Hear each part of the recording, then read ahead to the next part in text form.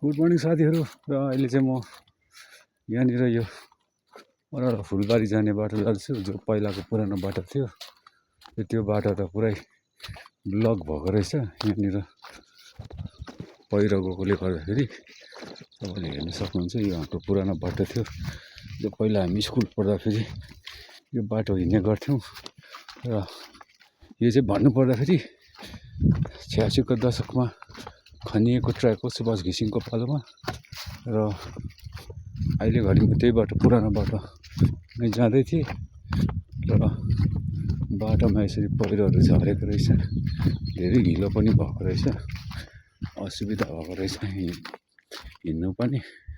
तरै पनि जाँदैछु। यसरी पहिरो गएको रहेछ जग्गा जग्गा। र के गर्नु, योपालि त्यस्तै अविरल वर्षाको कारणले गर्दा यस्तो सिचुएसन भयो। जहीँ तहीँ पनि यस्तै भइरहेको छ र भएको थियो। र अहिले घरि चाहिँ म बाटोमा जाँदैछु।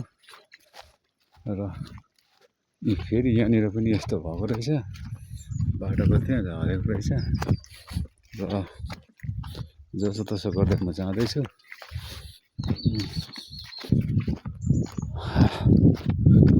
अब यहाँदेखि अलिकति यहाँ अगाडि सबसे ठुलो झरेको रहेछ पहिरो।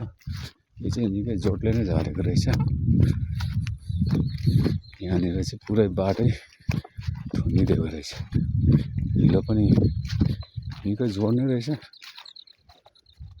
भएको रहेछ। यो चिम्टो माटो भएको कारणले गर्दा यहाँनिर निकै हालत पत्ला भएको रहेछ। हुन त अहिले निकै सुकेछ अस्तिको घामले गर्दाखेरि, तर पनि